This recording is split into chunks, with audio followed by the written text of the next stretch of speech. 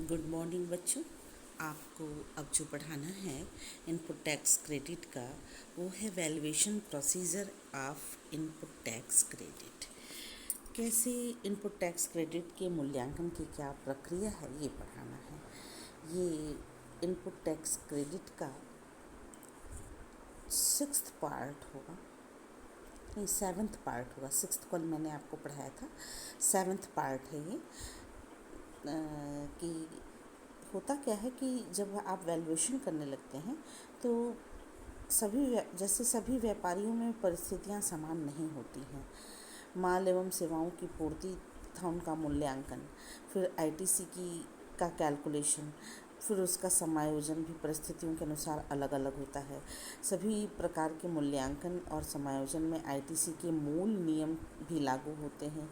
तो केवल मूल्यांकन एवं समायोजन के समय इन मूल नियमों और सिद्धांतों का ध्यान रखना चाहिए और सावधानी बरतने की आवश्यकता है, क्योंकि कुछ परिस्थितियाँ ऐसे भी हो सकती हैं। अभी हम आपको दिखाते हैं परिस्थितियाँ कैसे बनती हैं बच्चों।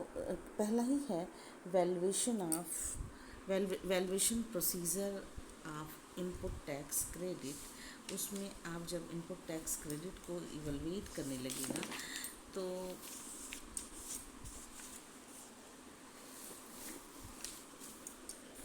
circumstances are not the same for all businesses, so the supply and valuation of goods and services, calculation of ITC, and its adjustment also differ according to the circumstances.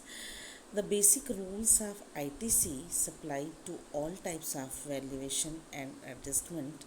Only need to be careful in the use of these basic rules and principles during the assessment and adjustment. Some situations are follows. बच्चों, some situation first आता है trade off goods service with in a state. एक ही राज्य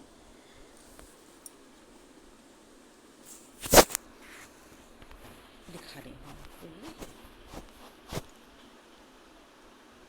एक ही राज्य के अंदर माल सेवाओं का व्यापार, ट्रेड ऑफ गुड्स सर्विस, देखिए trade off goods services within a state, when the receipt and supply of goods and services in one state's borders, it means intra-state trade. So in the supply of such goods and services will only attract CGST and SGST, UTGST, and the adjustment of output tax is also done separately, not with each other. It means adjustment of the CGST from the CGST and SGST, UTGST will be adjustment from the SGST, UTGST only. बच्चों, जब माल एवं सेवाओं की प्राप्ति एवं पूर्ति एक ही राज्य की सीमाओं अथवा व्यापार इंट्रा स्टेट होता है, तो ऐसे माल की आपूर्ति में केवल केंद्रीय वस्तु एवं सेवा कर एवं राज्य या संघ शासित प्रदेश वस्तु एवं सेवा कर ही लागू होता है, और आउटपुट टैक्स का समायोजन भी एक दूसरे से न होकर के अकेले होता है।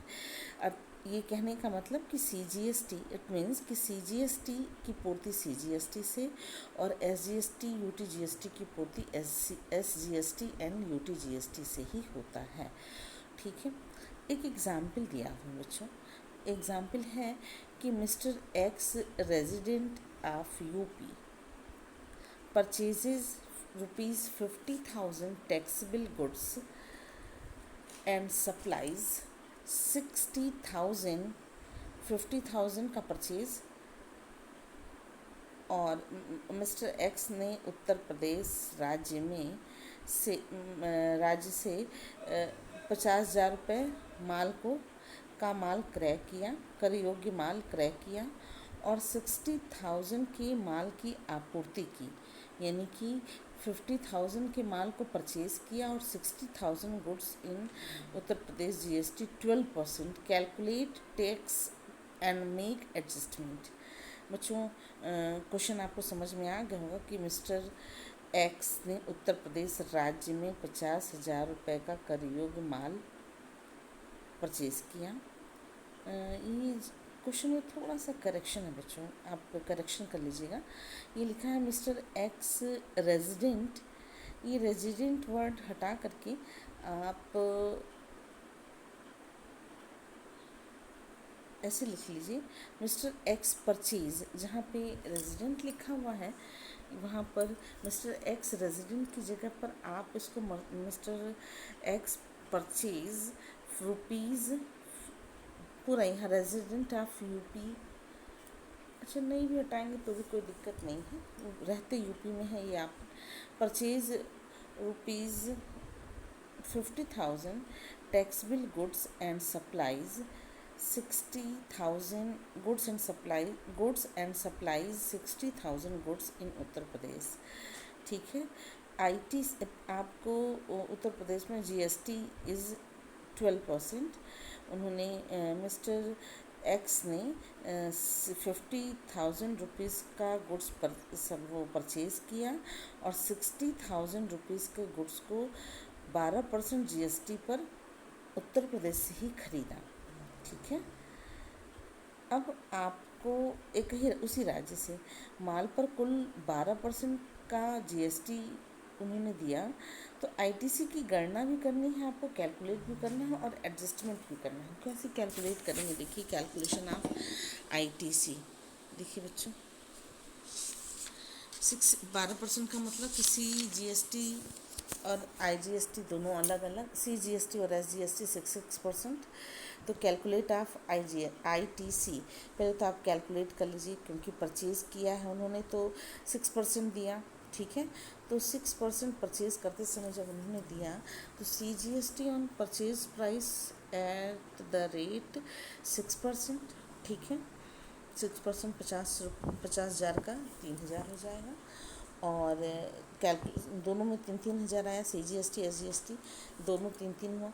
अब calculation of output tax liability. अब आउटपुट टैक्स लाइबिलिटी उनकी क्या होती है कि उस पर भी 12%, तो 6% CGST 6% SGST और 60,000 दोनों का परचेज उन्होंने सप्लाई किया है, तो सप्लाई में उनको 36।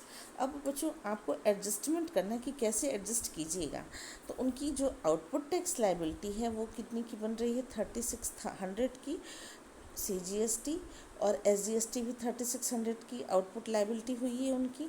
अब उसमें से उनको जो क्रेडिट मिल रहा है ITC जो मिल रहा है उनको, उसको लेस कर दीजिए। तो उनको ITC मिल रहा है, देखिए 3,000 मिल रहा है, तो 3600 में से आप 3,000 को लेस कीजिएगा। तो जो उनका टैक्स पेएबल है, जो उनको टैक्स पे करना होगा वो केवल 600 करना होगा। Rate of GST is 12%, so CGST 6 and SGST 6. Okay, Mr. X required to deposit 600 as GST and 600 as GST as a output tax, यानी कि कुल उनको उनकी जो टैक्स लाइबिलिटी क्रिएट होगी वो केवल 1,200 रुपये की होगी। फिर दूसरा स्टेटमेंट है कि when there is difference in the rate of taxes, जब कर की दरों में भिन्नता होती है। कर की दरों में यदि आउटपुट टैक्स और आईटी की दरों में भिन्नता है तो अधिक या कम की राशि का रख रखाव इलेक्ट्रॉनिक कैश क्रेडिट लेजर्स के माध्यम से होता है।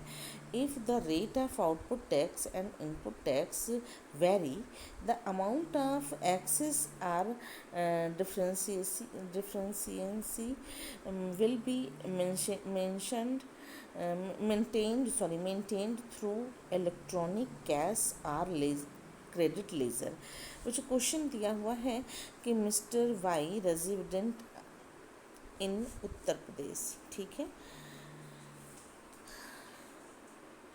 Mr. Y, resident of UP, purchased goods of 30,000 from Uttar Pradesh, to which GST paid at the rate of 12%, and in the same period he supplied of goods to 30,000 to UP based dealer, which the GST was charged at the rate 5%, एक जगह पे 12%। तो calculate आपको करना है, calculate the tax.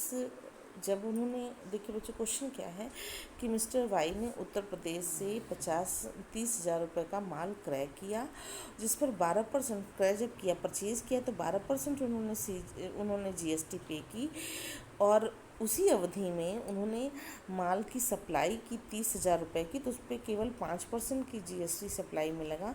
तो अब आपको ITC की गणना करनी है और उसको एडजस्ट करना है। बच्चों कैसे कीजिएगा, देखिए इसका एडजस्टमेंट कैसे कीजिएगा, ये देखिए क्वेश्चन समझ में आपको आ गया होगा।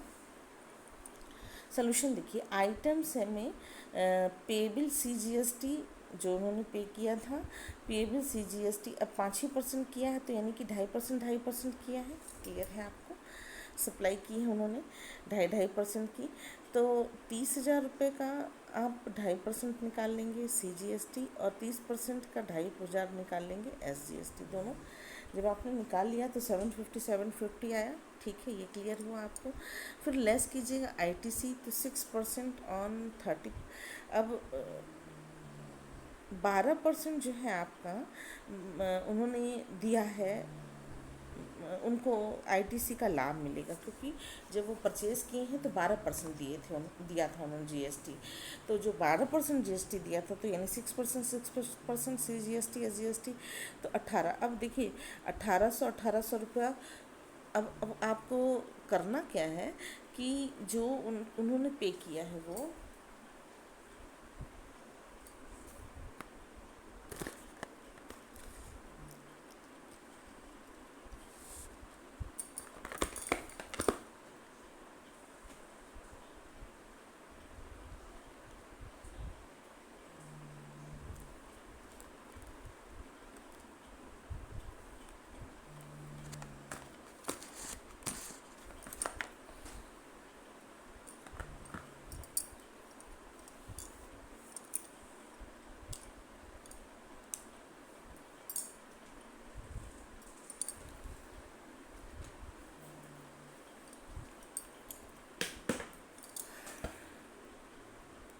बच्चों CGST और SGST उन्होंने दोनों 6% पे किया है, तो यानी कि उनको ITC उन्होंने पे ज़्यादा किया और उनको देना कम पड़ रहा है। तो जो देना कम, आउटपुट में से जो उनकी बनती है लायबिलिटी, तो अब वो कुल मिला करके 1,050 रुपया उनको पे करने के बाद भी बच रहा है। ये समझ में आया होगा आपको।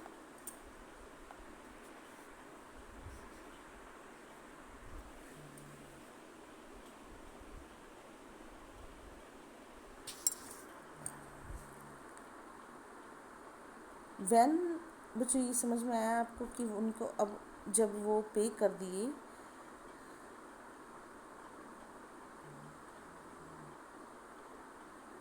दिया उन्होंने, उनको जो देना था, जब उनको अब रिमेनिंग जो उनका वो है ITC RCGST क्रेडिट जो है, वो ये जो 1,000 रुपया 50 बच रहा है, वो ITC वो अधिक आउटपुट टैक्स से अधिक है। तो इस राशि का, इस जो ये ITC बच रही है, उनकी इनपुट टैक्स क्रेडिट की जो राशि बच रही है, वो अधिक की मांग तो कर सकते ही हैं, नहीं होगा तो वो अगले महीने के में एडजस्ट कर देंगे।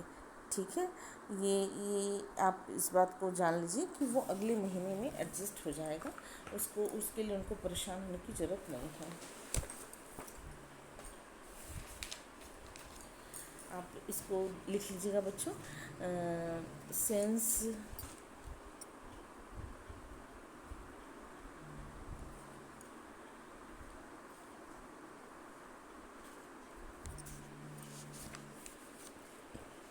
दिखा रही हूँ।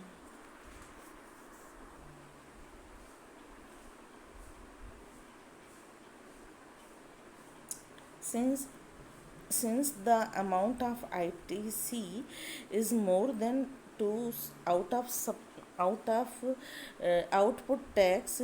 Therefore, the balance of the remaining ITC will be available in electronic credit ledger. If Y wants to, he can ask for the return of this access. ठीक है, नेक्स्ट बच्चों, नेक्स्ट है when some goods are sold and some are left.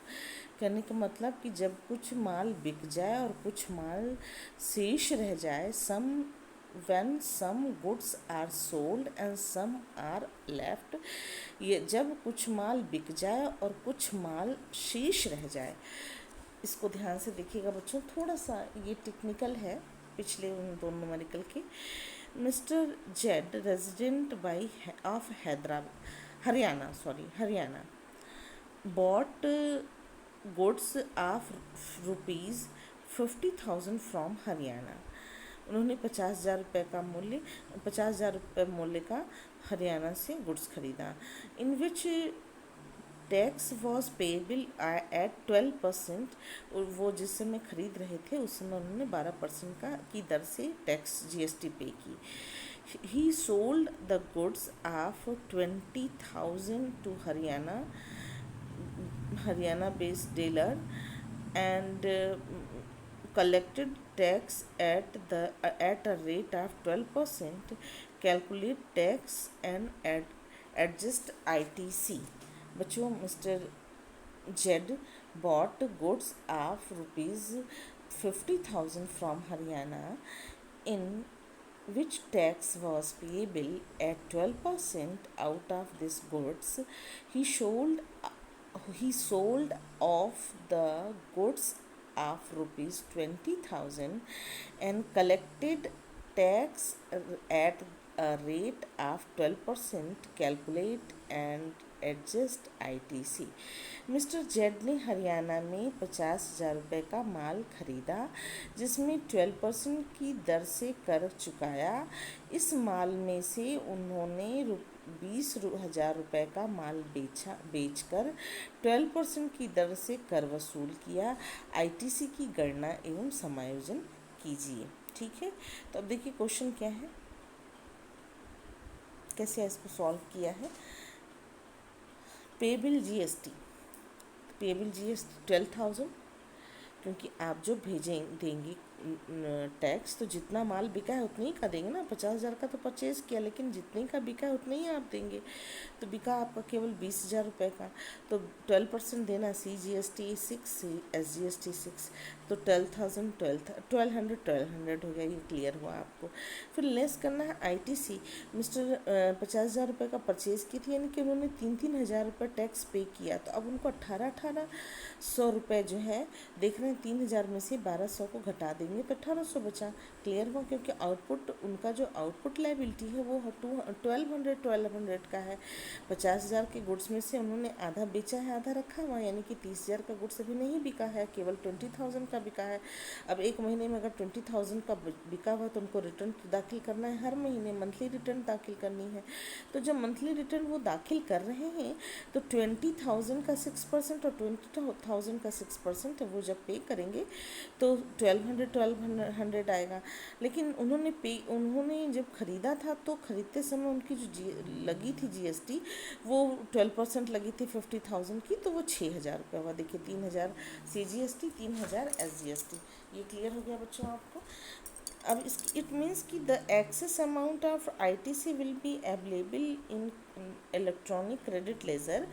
It is because ITC is generated when the goods are purchased.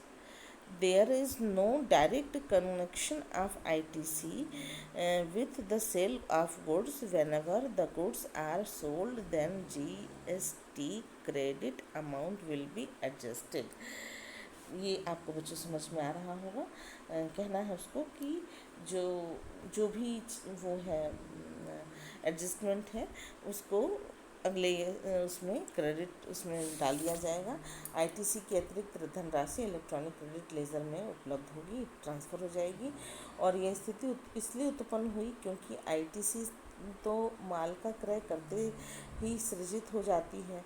माल की बिक्री से उसका कोई सीधा संबंध होता नहीं है। जब शेष माल की बिक्री होगी तब धनराशि समायोजित हो जाएगी। बच्चों आपको समझ में आ गया होगा कि जो ये 1800 रुपये बच रहे हैं उसको आईटीसी जो बच रहा है, वो जो बैलेंस आईटीसी है वो जब 30,000 रुपये का माल और बिक्री हो जाएगा तो उसमें एडजस्ट हो जाएगा। नेक्स्ट है कि व्हेन ट्रांजैक्शन इंक्लूड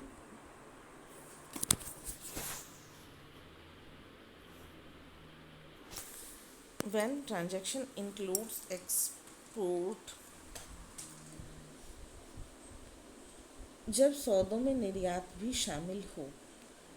बच्चों जानते हैं आप कि if export is involved in the transaction through the export is intra state transaction, however the rate of tax on export is zero. ये आपको पता है कि निर्यात की कर दर शून्य होती है। इन मामलों में IGST का मामला उत्पन्न नहीं होगा। ठीक है, so this is not the matter of IGST। फिर से सुन लें, if export is involved in the transaction through the export in interstate transaction, however the rate of tax on export is zero, so this is not the matter of IGST। ये बच्चों जब यदि सौदों में निर्यात भी शामिल है, यद्यपि निर्यात राज्य से बाहर का सौदा होगा, लेकिन चूंकि निर्यात में कर की दर शून्य होती है, इसलिए IGST का मामला उत्पन्न नहीं होगा, क्योंकि जीरो होती है। जीरो वाले में तो कोई दिक्कत ही नहीं है। अब एक एग्ज़ाम्पल जब तक नहीं दूंगी तब तक आपको समझ में नहीं आएगा। देखिए एग्ज़ाम्पल है कि आउटपुट, अब देखिए क्वेश्चन है कि mister a resident of Rajasthan purchase goods of ₹40,000 from Rajasthan over which GST is paid 12%. Goods are supplied within Rajasthan at 30,000 and GST was collected at the ₹12%. Rest of the goods worth of 10,000 has been exported, calculated ITC and its adjustment। अब बच्चों देखिए question में आपको clear हो रहा होगा कि उन्होंने राजस्थान से 40,000 रुपये का माल क्रय किया, जिस पर कि 12% की दर से GST पे की। राजस्थान में ही 30,000 के माल की आपूर्ति यानी सप्लाई कर दी 12% की GST रेट से। शेष जो था 10,000 रुपये का माल उन्होंने एक्सपोर्ट कर दिया। तो अब जो 10,000 रुपये का माल एक्सपोर्ट कर दिया है तो उसको तो जीरो रेट पर उसको कैलकुलेट किया जाएगा। तो बच्चों देखिए कैसे करेंगे कैलकुलेट जीरो रेट पे आउटपुट। अब देखिए सोल्यूशन बहुत इजी है। Output tax at the ₹30,000 at the rate 6% of CGST, 6% of SGST। तो 30,000 का 6 दोनों अगर आप निकालते हैं तो 1800 1800 आएगा। अब add an on export of goods, तो एक्सपोर्ट ऑफ गुड्स यानी कि 0 होगा, उसमें कोई मतलब ही नहीं है। 10,000 रुपये का वो 0 होगा। तो अब लेस करना है बच्चों। लेस तो ऐसे कीजिएगा ना, अब 6,000 आपको 40,000 आपने जो परचेज़ किया था उस समय आपने 12% दिया था GST। तो अब ये GST जो आपने 12% दिया है यही तो ITC में आप वो करेंगे, एडजस्ट करेंगे। बच्चों यहाँ पे लेस TIC दिया हुआ है, TIC नहीं होगा, ये TIC की जगह इसको लिख लीजिएगा ITC। ये गलत है, ITC ही होगा। ध्यान से देखिए, ये बच्चों में थोड़ा बड़ा करके आपको दिखा दे रही हूँ। यहाँ पे लिखा हुआ है लेस TIC। ये जो TIC है ये TIC नहीं होगा, ये ITC ही है। ठीक है, थोड़ा सा गलत लिखा हुआ है, इसको देख लीजिएगा। ITC less ITC of the goods purchase at the 6% of the CGST and 6% of, तो यानी कि 40,000 का 6% जो है 2400 यानी कि 4800 हुआ। क्लियर हुआ आपको? तो ये जो 4800 हुआ, 2400 2400 तो 2400 CGST SGST यानी कि 48,000 जो हुआ, वो 48,000 में से आप 1200 को लेस, सॉरी, जो ये 30 आप माइनस कीजिएगा, यानी कि 2400 में से 1800 को लेस कीजिएगा तो 600 बचेगा। ये रिमेनिंग आईटीसी है बच्चों। This amount of ITC will remain there in electronic credit ledger, उसमें रहेगा। अगर कोई दिक्कत होगी, कोई ज़रूरत पड़ेगा तो उसको एडजस्ट किया जा सकता है।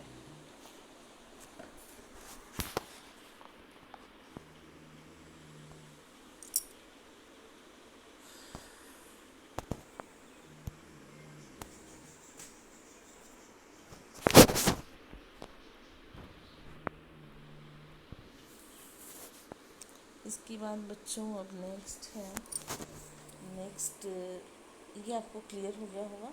अब when there are tax,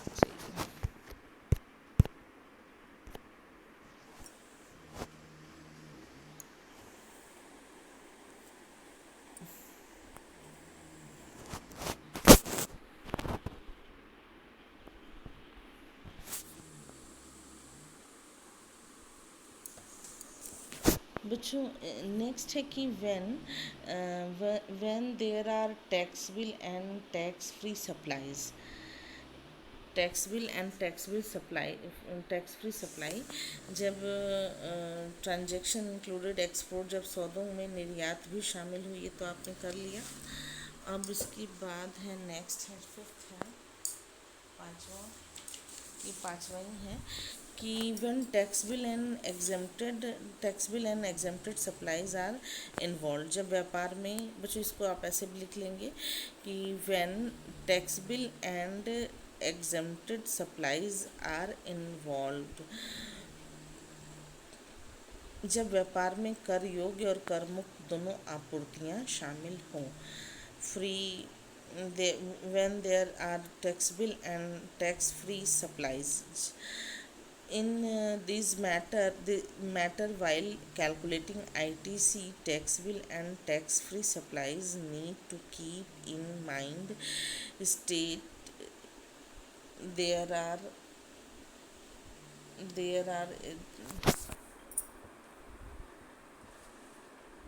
no, there is no tax levied on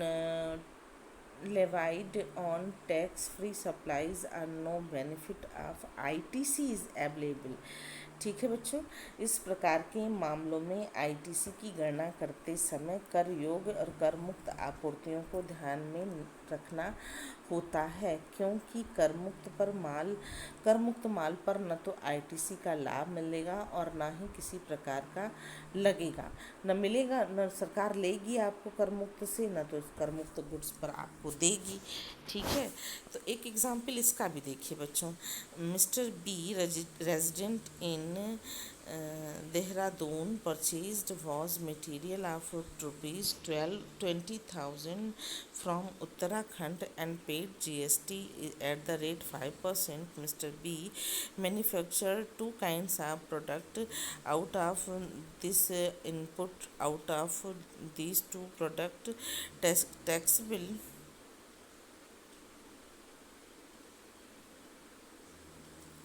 which is there are two products, one is taxable and second is tax free. Mr. B sold taxable goods at ₹12,000 and collected GST at the 5%. Calculate tax and ITC and input it। बच्चों question है कि mister B ने उत्तराखंड में 20,000 रुपये का माल क्रय किया, जिस पर उन्होंने 5% की दर से GST का भुगतान किया। इस माल से मिस्टर बी ने दो प्रकार के उत्पाद तैयार किए, आधे माल से कर योग्य और आधे माल से कर मुक्त उत्पाद तैयार किए। मिस्टर बी ने उत्पादित कर योग्य माल को 12,000 में बेच दिया और उस 12,000 पर जब में जब बेचा तो 5% उस पर उन्होंने वो जीएसटी भी वसूल की।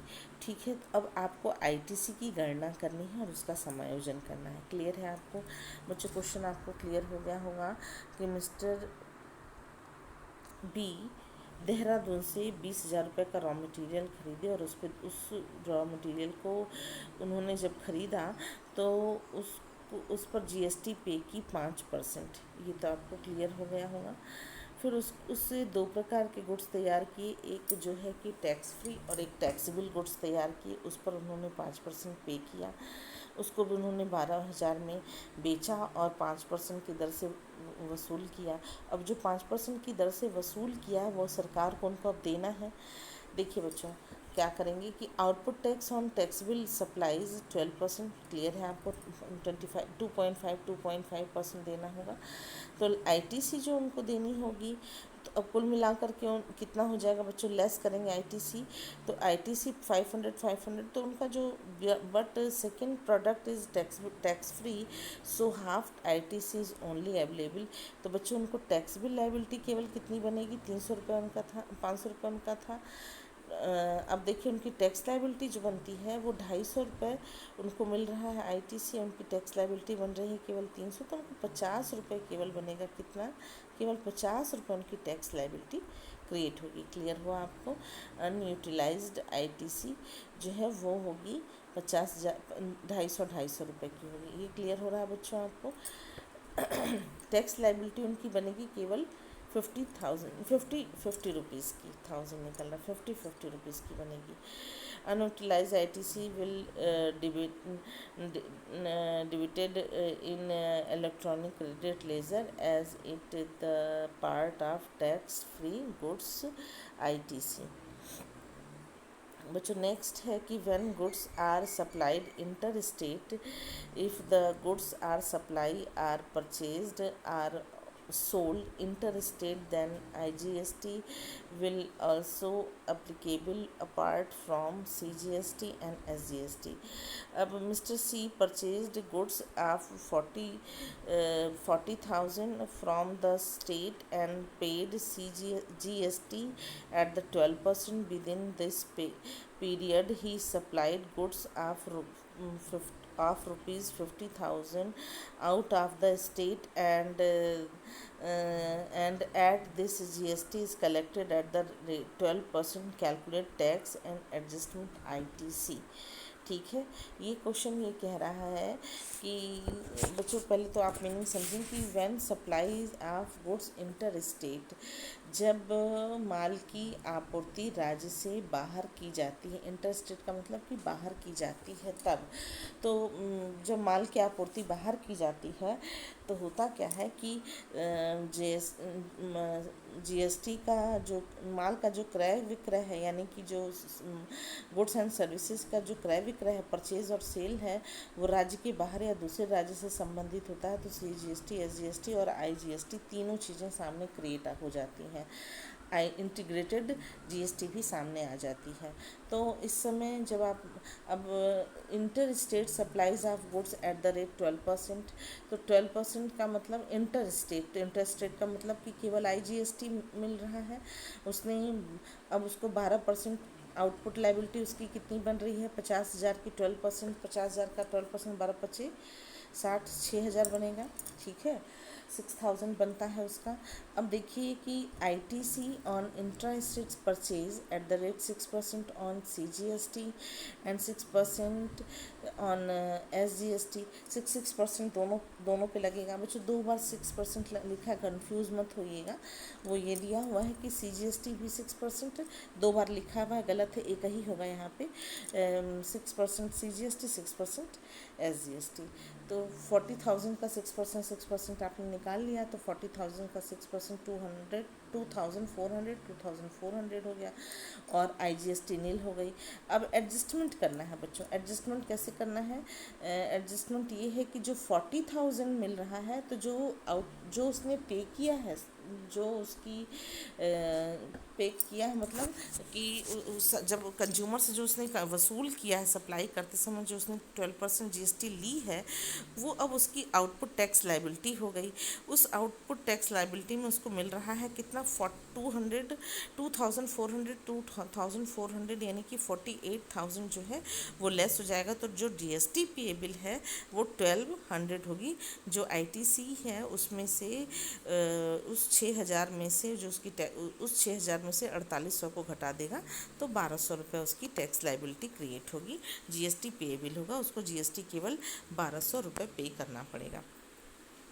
Since with IGST, both CGST and SGST can be adjusted, then in IGST output tax of 6,000 and after adjusting GST credit 48,000 of CGST and SGST, the remaining amount of rupees 1,200 will be paid. बच्चों, इस तरीके से जब आप करिएगा तो एक फिर नया नेक्स्ट आता है कि when supplies included capital goods. तो जब सप्लाई कैपिटल गुड्स की होती है तब कैसे करते हैं, तो उसमें बहुत कुछ नहीं करना है। कैपिटल गुड्स को भी आप जो है जोड़ लीजिएगा सारा। और जैसे कि under this GST while capital goods, तो अब कैपिटल इसको हम आपको अगले उसमें क्लास में बताएंगे। ये 40 मिनट की क्लास होने जा रही है, दिक्कत हो जाएगा वीडियो बनाने में। हम आपको अगली क्लास में इसको बताएंगे कि कब सब अगली क्लास में बताएंगे ज़रूर, लेकिन ध्यान रखिएगा कि बहुत इजी है। Under this while calculating ITC, use of capital goods must be considered in normal situation. ITC is available when use of capital goods for the business process only. यदि बच्चों सुनिए, इस परिस्थिति में पूंजीगत संपत्तियों का उपयोग को ध्यान में रखकर के आईटीसी की गणना की जाती है। समान परिस्थितियों में पूंजीगत सामान का उपयोग यदि व्यवसायिक कार्यों के लिए किया जाता है तो उस पर आईटीसी दे होगी, और अगर नहीं किया जाता है, अपने यूज के लिए किया जाता है, तो उस पर आईटीसी नहीं मिलेगी। यही इसका वो है। नेक्स्ट बच्चों,